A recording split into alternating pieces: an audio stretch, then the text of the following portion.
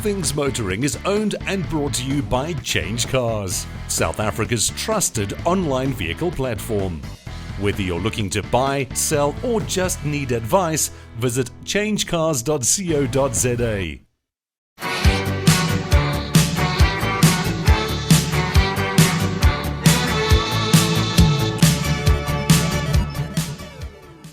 As little boys, and maybe even little girls in the case of Supercar Blondie, we all had that poster of our favorite car on the wall. In my case, it was the iconic Mazda 323. Just kidding. It was a Ferrari 308 made so famous by Magnum. Maybe it was his lifestyle in Hawaii that actually did it for me. My vision and my dream is that All Things Motoring becomes a show of the people and literally for the people. From the outset, the simple aim was to make it easy to watch and follow with no rigid pattern and most definitely no agenda. In this regard, please visit the site allthingsmotoring.co.za and on the Contact Us section, tell us what you would like to see on the show. Equally, if you and 300 of your closest friends would like to be on the show as a guest or a fan, we would value that so much. I must just mention that we get the most incredible support and feedback from KZN. Thank you so much, KZN. I love you. If you have an idea for the show, please be so kind as to let us know. Our success is based on giving you, our valued viewer, what you want. I'm not scared of speed or adventure in any way, and you won't have to beg me to do a feature on your high-powered machine of any kind. Please don't forget to visit our YouTube channel and remember to hit that subscribe button. This week on All Things Motoring, we continue our discussion with Angus about classics and collectibles, and then take a stroll down memory lane with Daniel as we talk about what makes a car special and his personal favorites to collect. Still chatting with Angus, so many interesting stories and questions to ask. You're an expert in this, and I imagine your colleagues and your competitors, more or less everybody knows who's got what. How often does a car come onto the scene in South Africa and you say, oh my word, how did nobody know that this existed? On a farm, in a barn somewhere, does that happen? That happens often. You'll be surprised how often it happens. South Africa is basically a car crazy country. And just when you think you've seen it all, then you see something else. We found a 356. A lady phoned and said, I see you sell these little round Porsches. And I said, yes, we do. And she said, well, I think my husband has had a car like that. It's standing in my garage. Would you mind coming to have a look? And we went and we took beach balls and carpets and stuff off the car. And it was a 356, 1960 356B, completely original, numbers match car. And somebody went and offered there was another dealer there that offered 200,000 Rand for the car. And she asked me, should I take it? Is it worth that money? And I said, I think it's worth a little bit more. Did you buy it? Yeah, we did buy it. We eventually gave $1 million for the car and sold it on and still made a profit, but beautiful car. So the cars come from everywhere. Now, just for our viewers, the 356, is that what James Dean, is that? No, everybody thinks so. James Dean actually had a 550 Spider, which is a more rare, and but it was before a 356. Because I think for me that is always the iconic entry into Porsche, that James Dean. So again, shows you how much I know. So you say 550?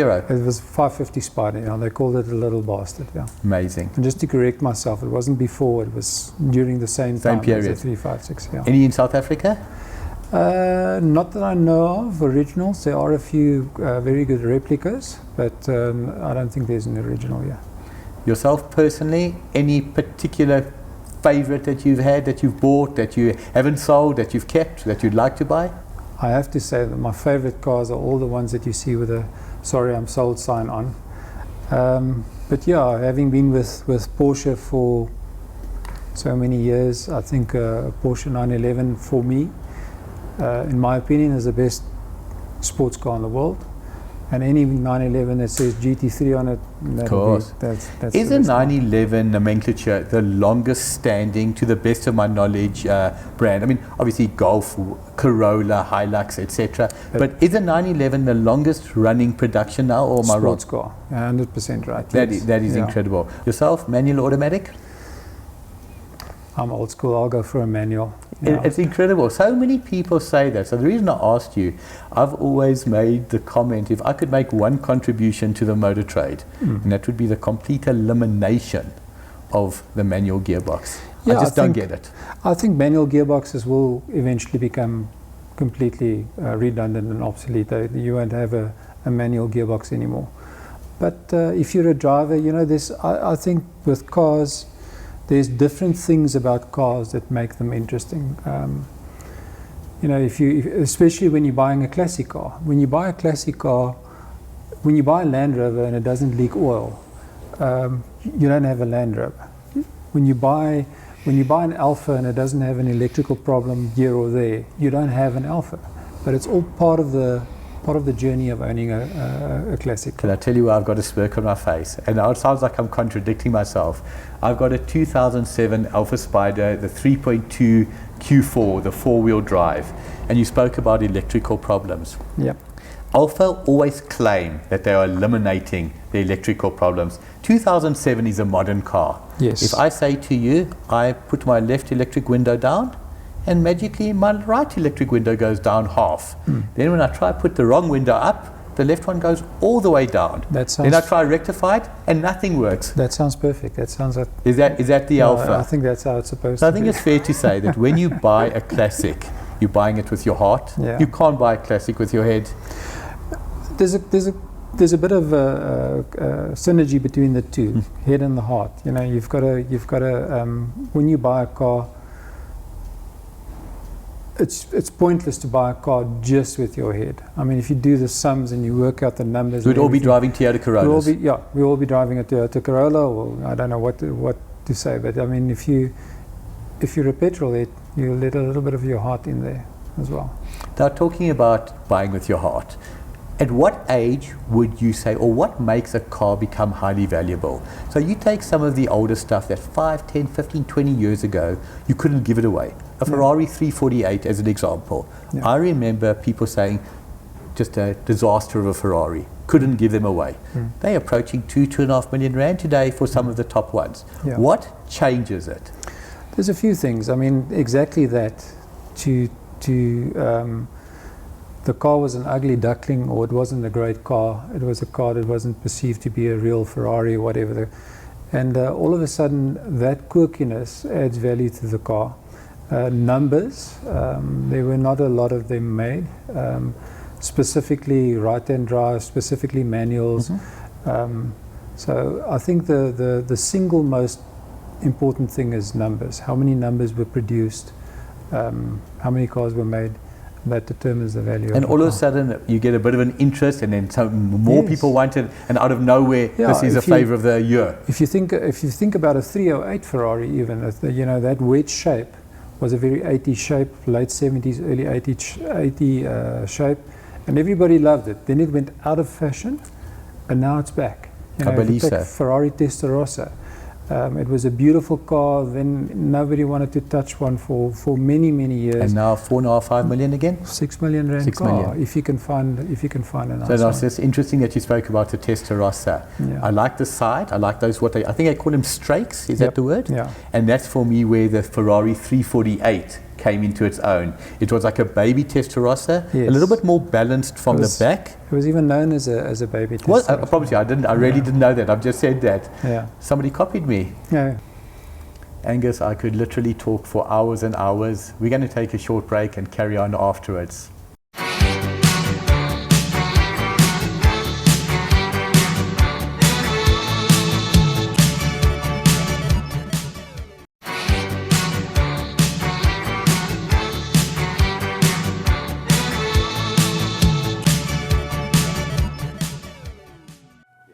So for me, this is the very best part. Angus, it's been incredible chatting to you, but now we've got 16 beautiful vehicles on the floor. Each one of them has got an interesting story. Yep. We're going to start with this particular Ferrari.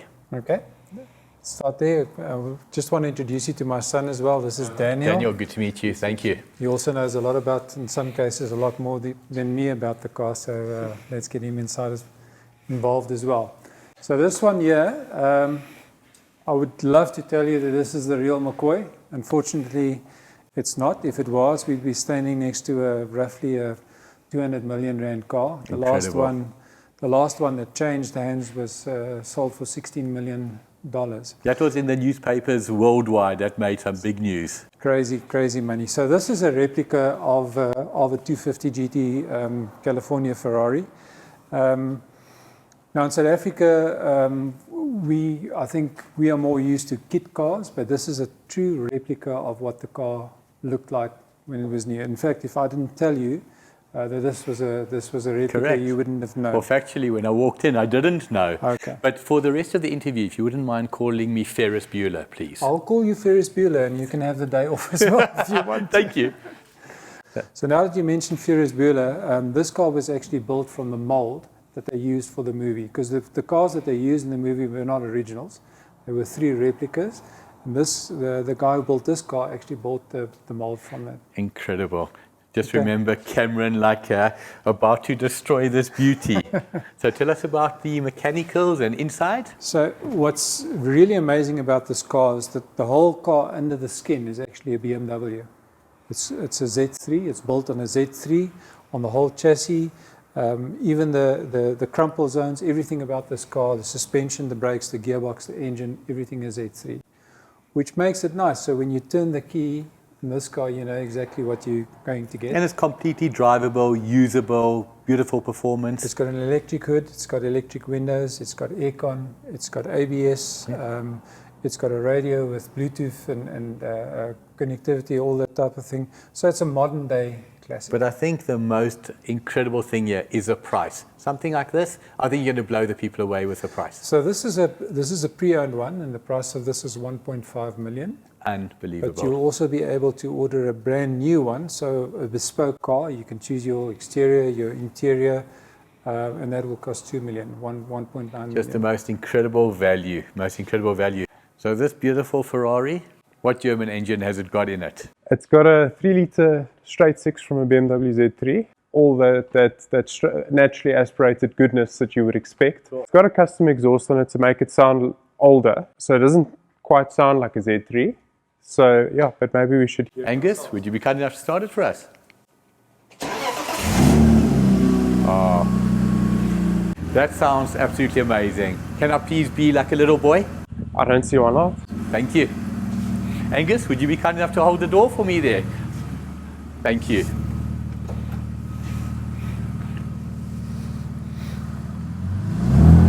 Oh, that is magic. Thank you. Now that we've finished with this incredible machine, let's move on to the Jaguar F-Type. Correction.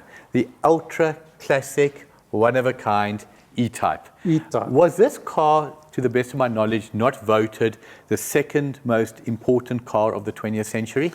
I think the second most beautiful car. It's rumored that even Enzo Ferrari said this is the most beautiful car ever produced when they brought the car out. The styling is just so unique, even for the period. This just incredibly long bonnet. Was that long to accommodate the 12-cylinder that was available in it, or was it just genuine styling cues of the time? Actually, the first engines that were put in these cars were not the V12s. They were 6-cylinder cars. So it was a 3.8 and a 4.2 liter. So yeah, that was just a styling cue. And the other thing that was very important to note is that the whole front of the car actually lifts up. I mean, we can open the bonnet and show you the whole front of the car. Would love to see that. Lifts but up. When I think of British aristocracy or British wealth, this is the ultimate sign of that.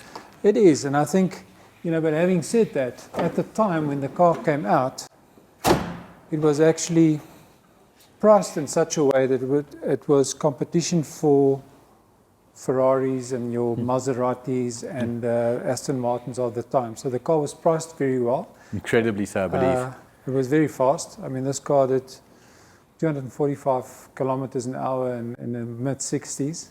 Unheard of. and a sub 6 second 0 to 100, which is very, very fast. Now, this particular example that we're looking at, a little bit more about this one. Is it sold? Is it available? It is fortunately or unfortunately sold. For me, fortunately, because congratulations to the new owner. We sell cars. Yeah, this is a 1967. It's called the Series 1.5. So the Series 1.5, there's a few cosmetic changes from a Series 1, but the Series 1 cars are the cars that are the most popular in the Jag E-Type. So this restoration, in your opinion, is this as good as it gets? I think so. This is, it's obviously a little bit of an older restoration. It was done about 10 years ago, but this is what we call a nuts and bolts restoration by somebody who knows this car and had a passion for it. It was from, every little bolt, every little screw that was on this car was removed, fixed, refurbished. So is that what nut and bolt restoration means? Because I've heard the term before, but it's... Yeah, look, a lot of people use nuts and bolts just as a term, but nuts and bolts is literally that. You take the whole car apart. But now, a vehicle like this, how much, and again, obviously when you say original redone, how much of the parts on this car would be matching from when it left the factory? Well, I'm glad you used the word matching. This is a matching numbers car. So everything in this car is original. I mean, obviously, some of the parts have been replaced, but it's got an original engine, original gearbox, original chassis, and original body. So is that again what they mean when they say numbers matching? Yeah. The main mechanical parts? The main mechanical parts. On some other cars, they're taken a little bit further. On Porsches, they even have the chassis number stamped on each panel. So your door panel, your... That is incredible. Absolutely beautiful car, but there's still so much more to look at. I'm keen to look at this Porsche 356? Yes, 356. This looks something extraordinary, original and amazing. Yeah, look, this car is also same as the Jag, been through restoration, an older restoration as well. So this is a 356B Cabriolet T6. Okay, so this particular car is one of 50 Porsches to have ever been assembled outside of Germany.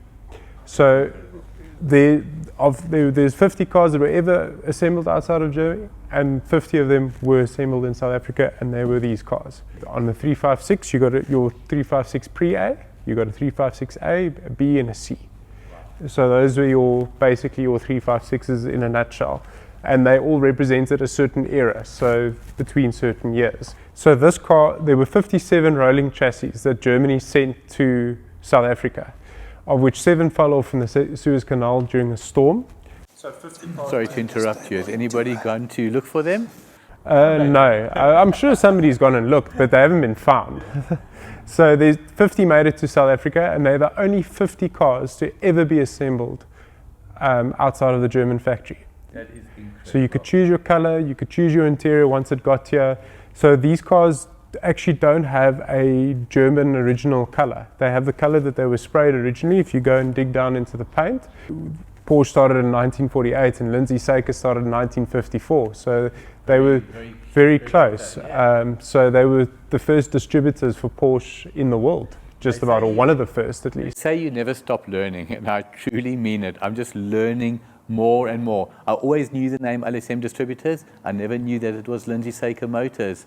Please, there's just so much more to show us here.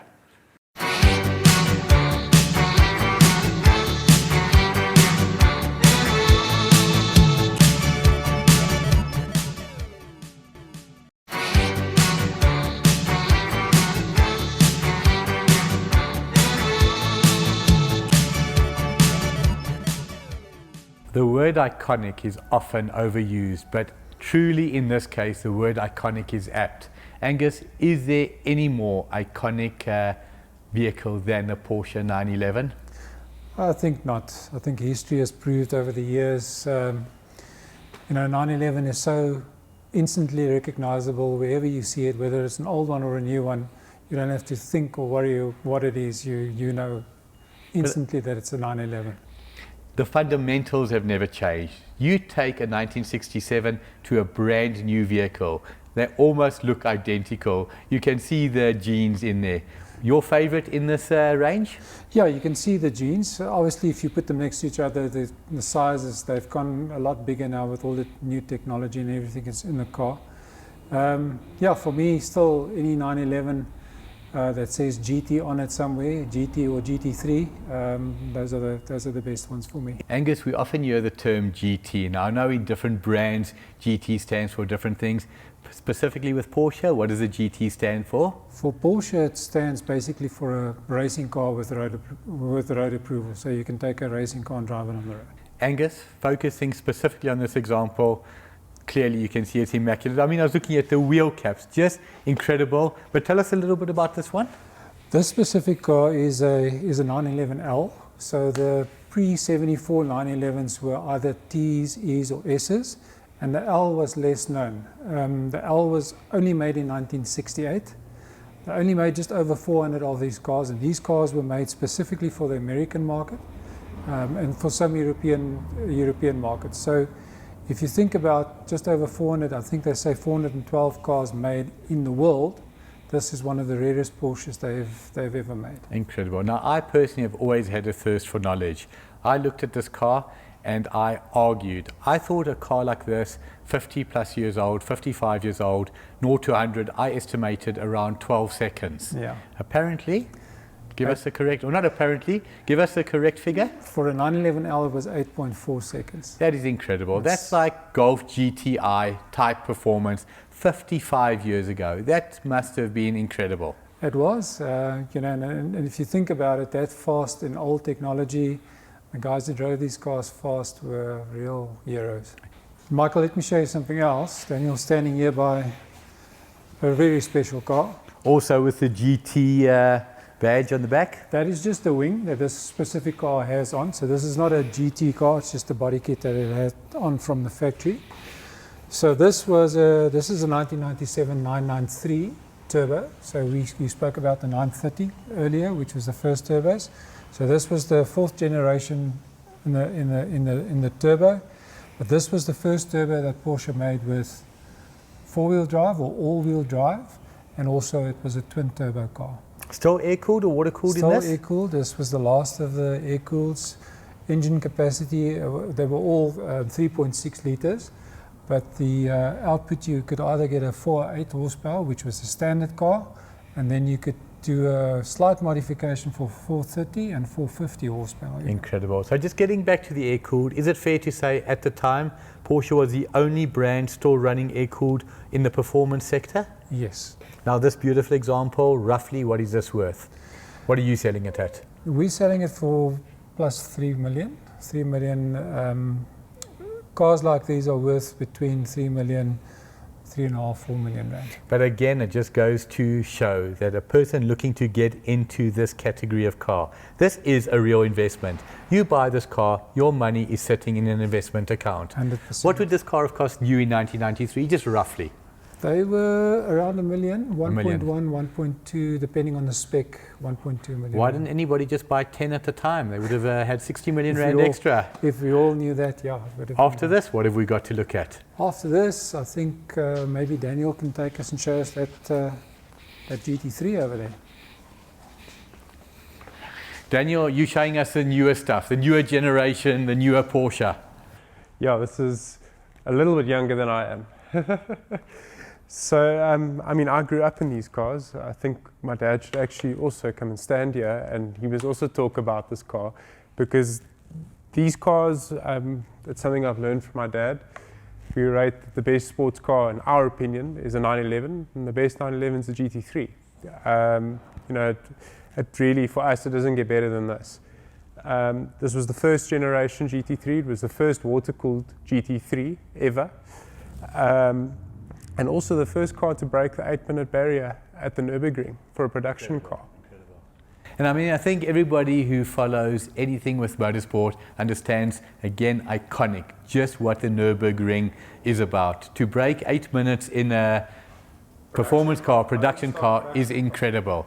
Now, a car like this, to drive every day, the clutch, the gearbox, is it usable? Could you drive this car every day?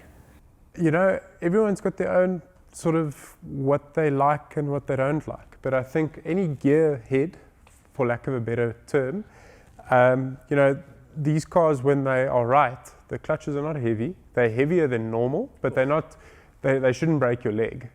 What I find incredible is every single car on your floor here, the impeccable standard to which they prepared.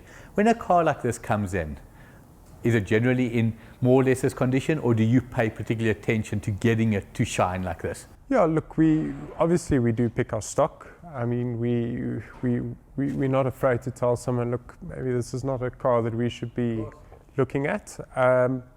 But yes, we do a little bit of recon before they go on the floor. You know, we clean them. We've got a guy working for us named Moses, and nobody can clean a car like him. I can see that. I haven't met Moses, but I'll testify to that.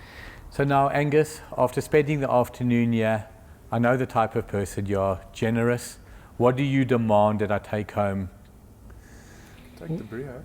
We can take the Brio. We've got a Honda Brio. The what Brio? Honda Brio? Honda Brio with some lemongrass. 0 to 100 in 2 weeks?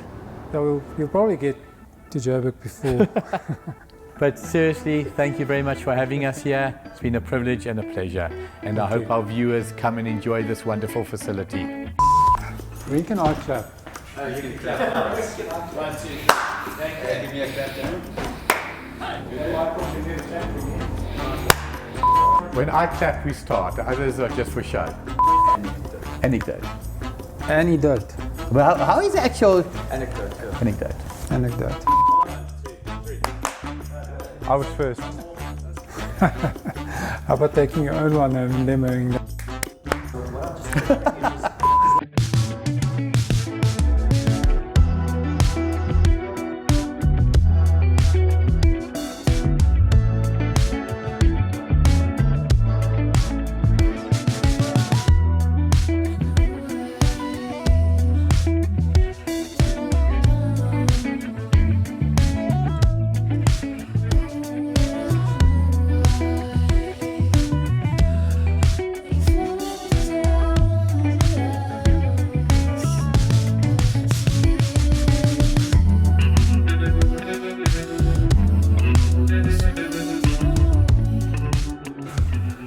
All Things Motoring is owned and brought to you by CHANGECARS, the platform buyers trust with good reason. CHANGECARS works exclusively with the best manufacturer-approved dealerships. There's no safer online vehicle platform in South Africa.